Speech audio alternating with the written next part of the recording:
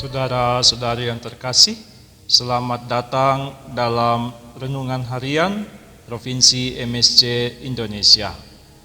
Hari ini, hari Senin tanggal 15 Agustus 2022. Dan bacaan Injil yang kita akan renungkan pada hari ini diambil dari Injil Matius bab 19 ayat 16 sampai 22. Menjadi sempurna. Bapak, Ibu, saudara-saudari yang terkasih, ada orang yang mengatakan bahwa tak ada manusia yang terlahir sempurna. Kita memiliki kekurangan fisik dan kekurangan dalam hal yang lainnya. Dan tahukah kita, Bapak, Ibu, saudara-saudari yang terkasih, bahwa Allah, walaupun kita tidak sempurna, meminta kita menjadi sempurna dalam beberapa hal. Hal yang pertama, Allah meminta manusia sempurna dalam hal kesatuan. Terutama orang-orang Kristen diminta untuk menjadi satu secara sempurna. Bahwa kalau ada konflik di dalam gereja, berarti persatuan orang-orang Kristen belumlah sempurna. Kesempurnaan yang kedua yang diminta oleh Bapa ialah semoga kita menjadi sempurna sama seperti Dia, terutama dalam hal kasih. Bahwa setiap orang perlu mengasihi seperti Bapa yang mengasihi, yang menurunkan hujan kepada orang-orang yang baik dan orang-orang yang tidak baik. Itulah disebut kasih sempurna. Ketika orang berani mengasihi orang-orang yang menyayangi mereka dan juga melukai hati mereka. Kalau mereka cuma menyayangi sahabat-sahabat mereka, orang-orang yang menyayangi mereka, maka kasih mereka tentu barulah setengah.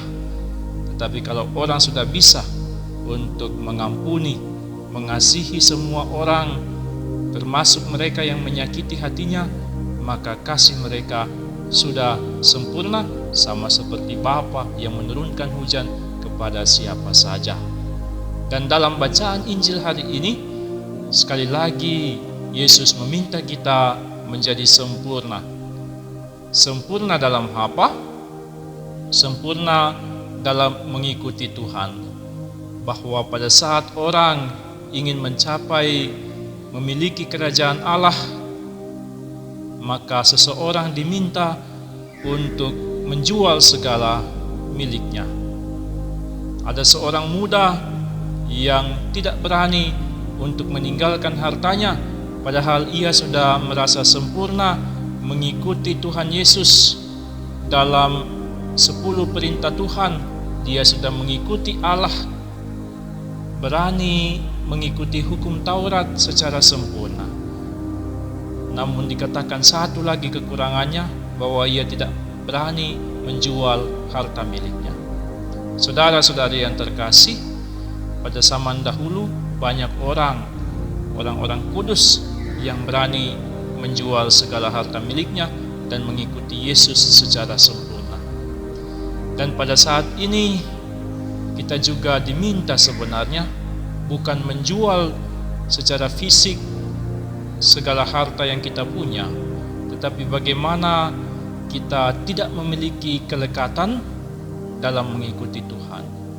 Bahwa ketika kita mengikuti Tuhan, semua halangan-halangan kita perlu nomor duakan.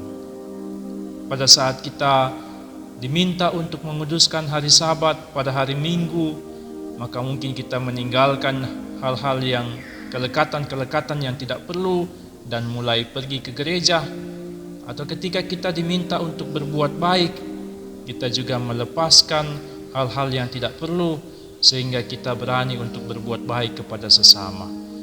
Mungkin banyak hal-hal yang menghalangi kita untuk mengasihi sesama, untuk menjalankan perintah Tuhan.